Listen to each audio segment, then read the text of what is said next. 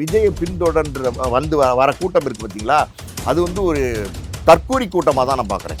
2 பசங்க இளைஞர்கள் வந்து 2 வீலர் ஓட்டிட்டு வராங்க. வீலில் சிக்க தெரிஞ்சாங்க.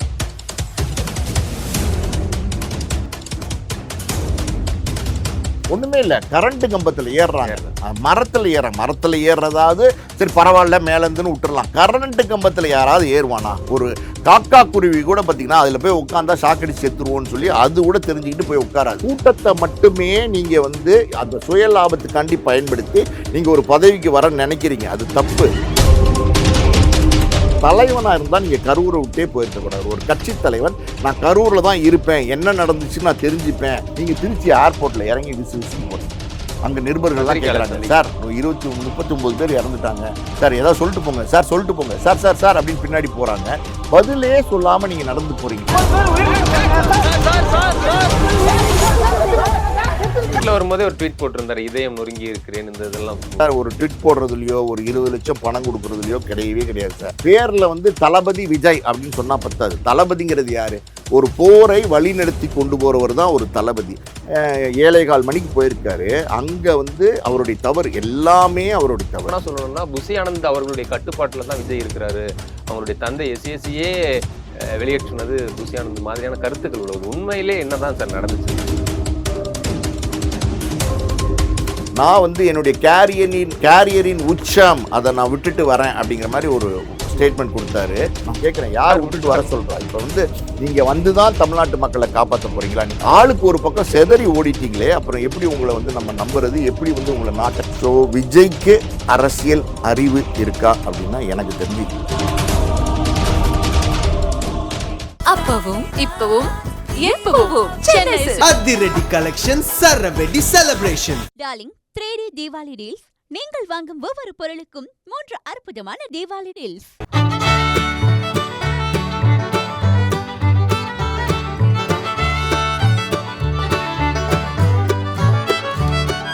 குமுதம் நேயர்களுக்கு வணக்கம். நான் உங்கள் இளையராஜா. இன்றைய சிறப்பு நேர்காணலுக்கு சிறப்பு விருந்தினராக திரைப்பட தயாரிப்பாளர், ஆஸ்கார் மூவிஸின் தயாரிப்பாளர், குறிப்பாக இளைய தளபதி விஜய் அவர்கள் நடிப்பில் வெளியான விஷ்ணு திரைப்படத்தின் தயாரிப்பாளர் இவர்தான். அவர் நம்மோடு இணைந்துள்ளார். அவரை நிகழ்ச்சிக்கு வரவேற்போம். வணக்கம் சார். வணக்கம் சார். நீங்க திரைத்துறை சார்பாக நிறைய விஷயங்களை பேசிக்கிட்டே வரீங்க. குறிப்பா விஜய் அவர்களை வச்சு விஷ்ணு படத்தையும் நீங்க தயாரிச்சிருக்கீங்க. நீங்க இதை பத்தி பேசினா பொருத்தமா இருக்குன்னு நினைக்கிறோம். நடிகர் விஜய் அவர்களுக்கு அரசியல் ஆர்வம் வந்து கட்சியெல்லாம் ஆரம்பிச்சு நல்லா போயிட்டு இருந்துச்சு. திடீர்னு பார்த்தா ஒரு கரூர்ல ஒரு துயரமான ஒரு சம்பவம் நடந்ததை பார்த்தோம். முதல்ல இந்த சம்பவத்தை நீங்க எப்படி பாக்குறீங்கன்றத சொல்லுங்க சார், அப்புறம் நம்ம பேசலாம். முதல்ல இந்த சம்பவத்தை நான் எப்படி பார்க்குறேன் அப்படின்னா, விஜய் அவருக்கு வந்து சினிமாவில் வந்து ஒரு சூப்பர் ஸ்டார், அதில் எந்த மாற்று கருத்தும் கிடையாது.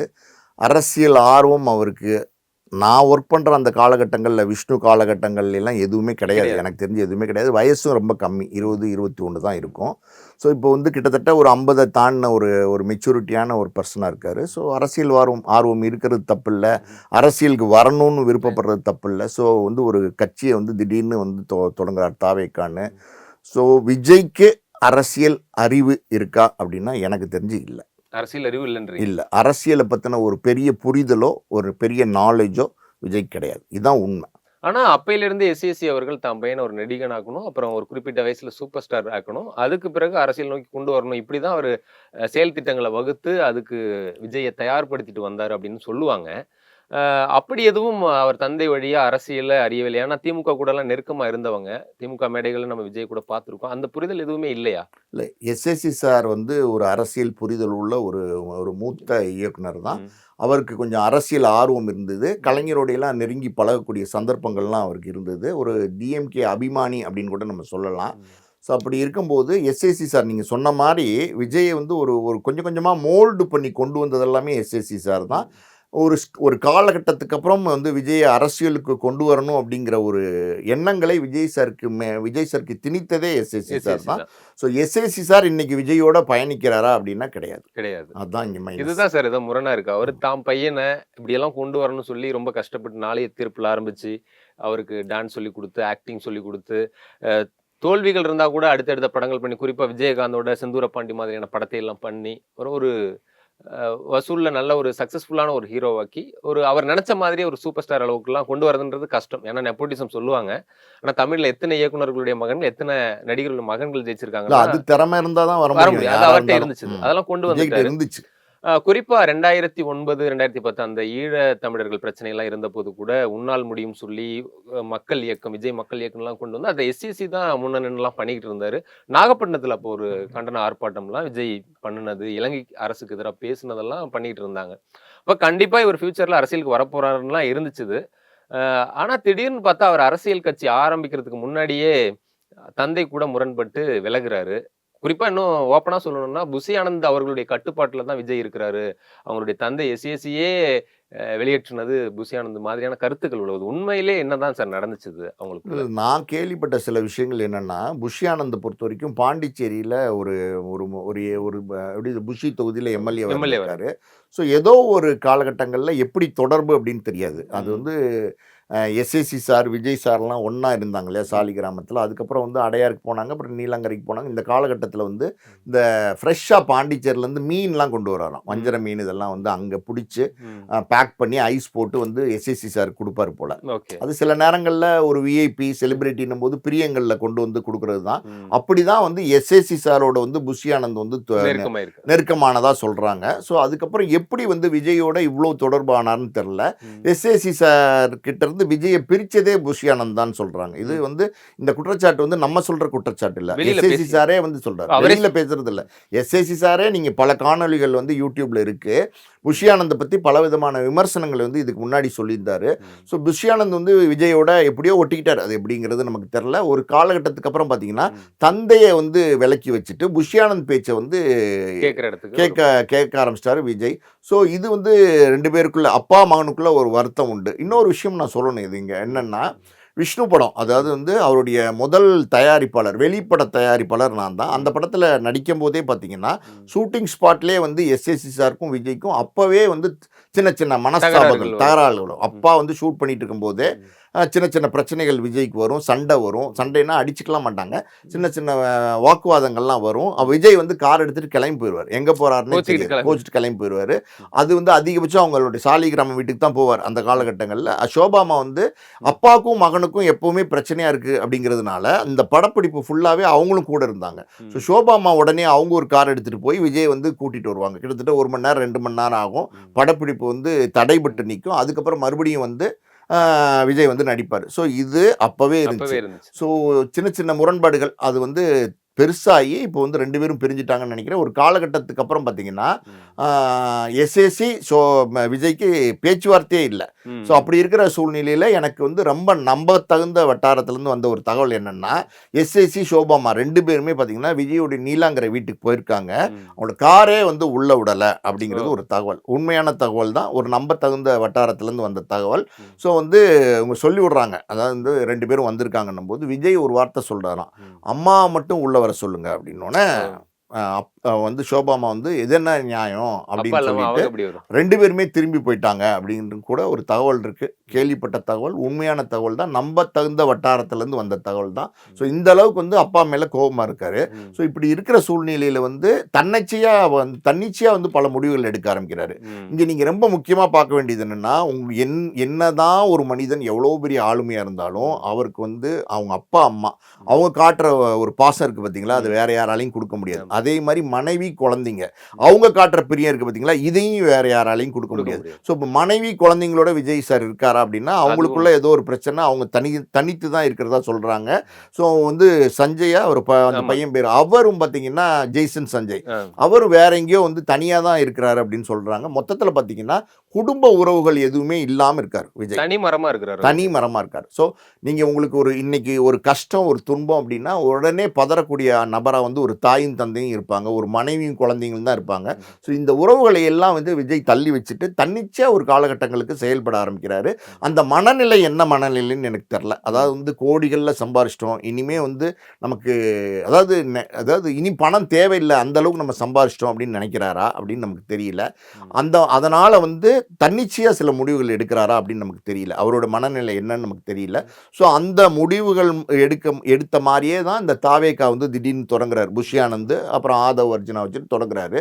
ஸோ நான் முதல்லே ஆரம்பிச்சப்பே சொன்னேன், விஜய்க்கு வந்து அரசியல் புரிதல் இல்லை, பெரிய அரசியல் அறிவு இல்லை, அனுபவம் இல்லை அப்படின்னு சொன்னேன்.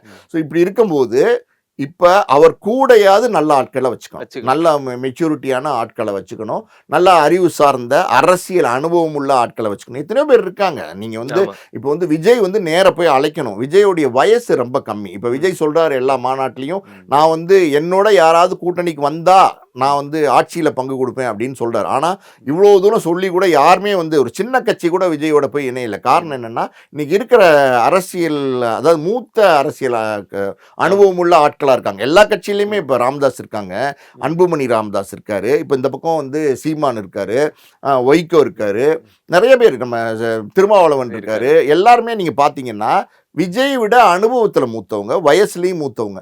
ஸோ இவங்கெல்லாம் வந்து விஜயோட இணைவாங்களா அப்படின்னா இணைய மாட்டாங்க. ஸோ விஜய் வந்து இவங்களை தேடி போய் வாங்க நம்மலாம் சேர்ந்து ஒர்க் பண்ணலாம் அப்படிங்கிற மாதிரி ஒரு அழைப்பை விடுறாரா இல்லையா அப்படிங்கிற இறங்கி போகலாம், அது பண்ண இறங்கி போக மாட்டேங்கிறார் அப்படின்னு தான் நான் நினைக்கிறேன். விஜயோடைய பேச்சில் சில ஆணவமான பேச்சுக்கள்லாம் எனக்கு தென்படுது. அது என்ன அப்படின்னா, அதாவது வந்து விக்கிரவண்டி மாநாட்டில் சொன்னார், நான் வந்து என்னுடைய கேரியரின் உச்சம் அதை நான் விட்டுட்டு வரேன் அப்படிங்கிற மாதிரி ஒரு ஸ்டேட்மெண்ட் கொடுத்தாரு. ஒரு அரசியல், அந்த அரசியலில் பொது சேவை செய்ய வரேன், மக்களுக்கு சேவை செய்ய வரேன் அப்படின்னு சொல்கிற ஒரு நபர் இப்படி ஒரு வார்த்தையை சொல்கிறார் அப்படின்னா அது ஒரு அப்பர் ஹேண்டடான வார்த்தை, தன்னை உயர்த்தி பேசுகிற ஒரு வார்த்தை. ஒரு சேவை செய்ய வர நினைக்கிறவர் இப்படி வந்து ஒரு வார்த்தையை சொல்ல மாட்டார். அதாவது இது வந்து ஒரு அப்பர் ஹேண்டடான வார்த்தை. அப்புறம் சொல்ல போனா அந்த வார்த்தையை கூட இருக்கிற வேற யாரும் சொல்லியிருந்தா கூட பரவாயில்ல, அது விஜயே சொல்றது வந்து கொஞ்சம் தற்பெருமையா, தற்புகழ்ச்சி. ஆமா இருக்குல்ல, நீங்க யோசிச்சு பாருங்க. அரசியலுக்கு வராரு, மக்கள் செய்ய போறேன்னு சொல்றாரு. ஸோ இது என்ன மாதிரியான வார்த்தை? கேரியரின் உச்சம், நான் அதை விட்டுட்டு வரேன் அப்படிங்கிறாரு.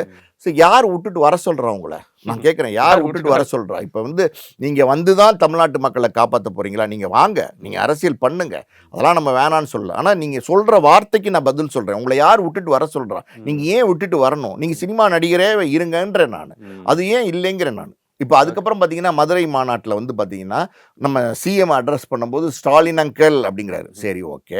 அப்புறம் வந்து நான் வந்து சிங்கம் வேட்டையாட தான் வருவேன் அப்படிங்கிறாரு. ஓகே.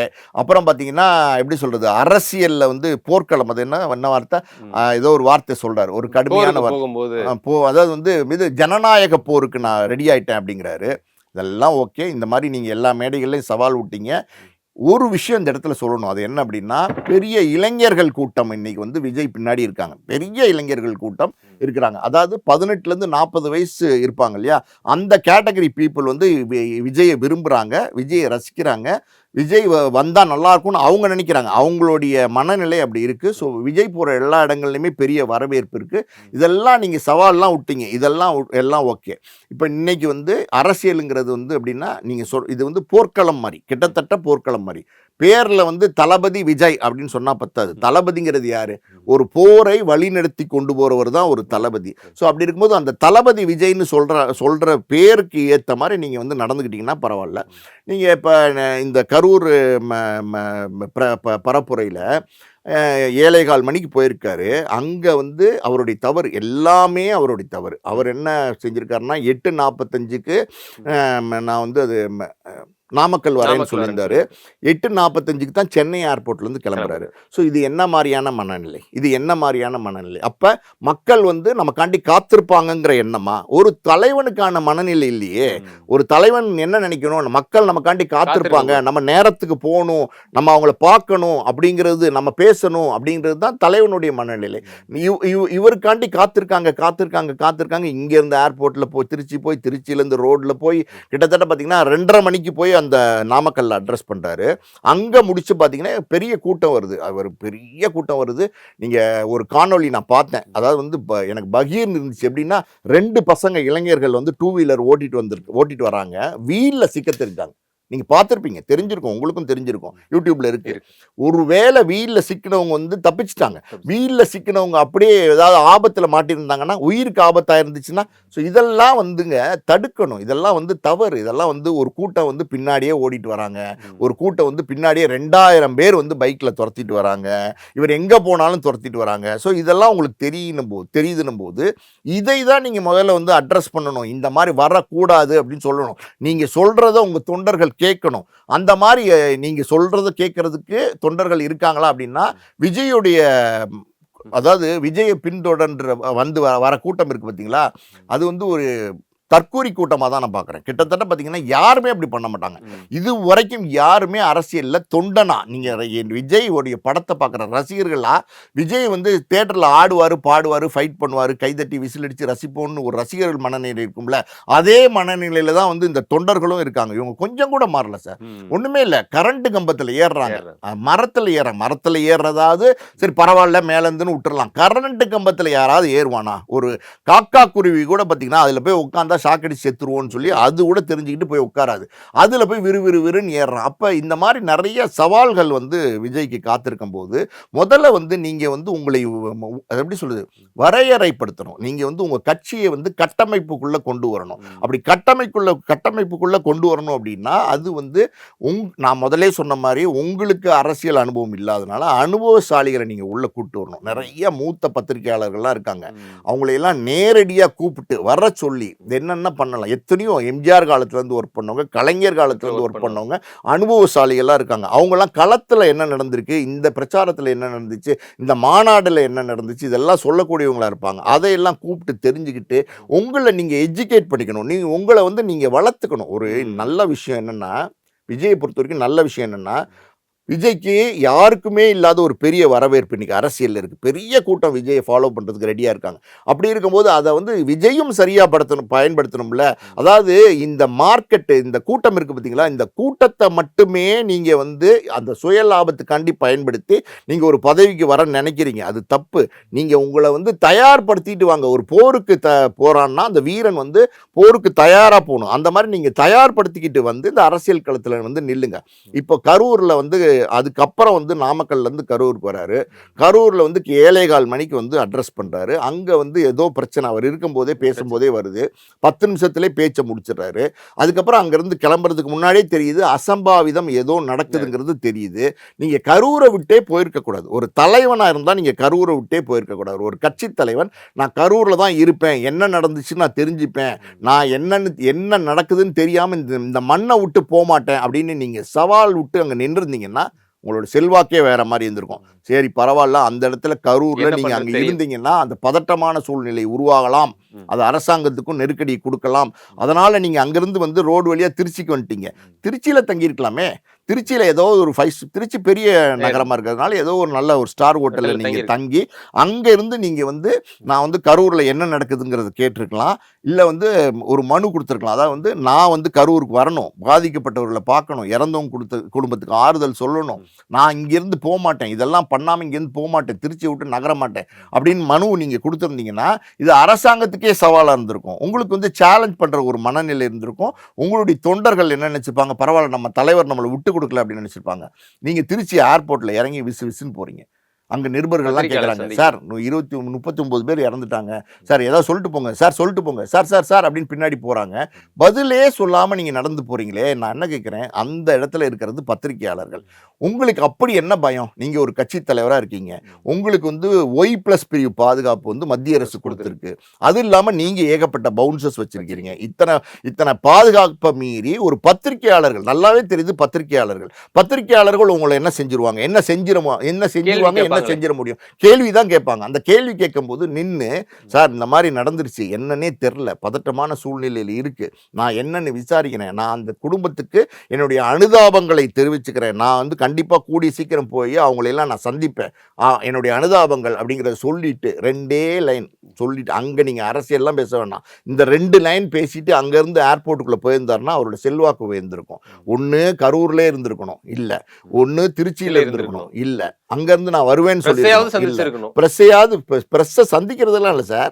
ஒரு அனுதாபம், சொல்றீங்களா? ட்வீட் சொல்லல. பண்ணதை அங்க நேரா சொல்லிருக்கலாம். நீங்க வந்து சென்னை ஏர்போர்ட்ல இறங்கி நீங்க உங்களுடைய பனையூர் வீட்டுக்கு போயிட்டீங்க. ஓகே. இந்த இடத்துல உடனே இரங்கல் சொன்னீங்களா? உங்களுக்காண்டி வந்த மக்கள், உங்களுக்காண்டி வந்த ரசிகர்கள், உங்களுக்காண்டி வந்த தொண்டர்கள் இரங்கல் சொன்னீங்களா? சொல்லல. நீங்க என்ன பண்ணீங்க? அங்க வீட்டுக்குள்ள போயிட்டு என்ன பண்றதுனே தெரியல உங்களுக்கு. என்ன இதை எப்படி ஹேண்டில் பண்றது, என்ன பண்றதுனே தெரியல. சரி, இந்த இடத்துல வந்து உங்களுக்கு ஹேண்டில் பண்ண தெரியல. இந்த புஷி ஆனந்த் அவர் எங்க போனாரு? அவர் பாத்தீங்கன்னா கரூர்ல இருந்து ஆதவர்ஜுனா கூடவே இருந்தாரு. இல்ல சார், கரூர்ல இருந்து திருச்சி வர ஹைவேல எங்கேயோ இருட்டுல காரை நிறுத்திக்கிட்டு பதட்டமா கை காலெல்லாம் நடுங்கிட்டு யார்கிட்டயோ பேசிட்டு இருக்காரு. அந்த காணொலியிலும் வந்திருக்கு புஷி ஆனந்த். புஷி ஆனந்த். அந்த காணொலிகளும் வந்து யூடியூப்ல வந்திருக்கு. அவரோட உதவியாளர் வந்து கெஞ்சிறாரு பத்திரிக்கையார்ட்ட, வேணாம் சார் ப்ளீஸ் சார் கெஞ்சிறாரு. புஷி ஆனந்துக்கு என்ன செய்யறதுனே தெரில, என்ன பண்றதுனே தெரில. ஓகே. கூடவே இருந்து தண்ணி பாட்டில் எடுத்து கொடுக்கறது, மைக் எடுத்து கொடுக்கறது, இப்படி மேலே இங்கேயும் வரதா இருந்தாரு ஆதவர்ஜுனா. அவர் எங்க போனாரு? அவரையும் காணோம். அவர் தான் பிரச்சார மேலாண்மை பொதுச் செயலாளர், தெரியுமா? ஆமா, பிரச்சார மேலாண்மை.